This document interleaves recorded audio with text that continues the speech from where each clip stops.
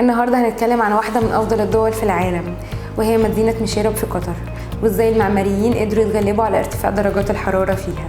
وتعتبر مدينة مشيرب من أجمل الدول اللي اتصممت في الشرق الأوسط، على الرغم من إنها صغيرة وعدد سكانها كبير.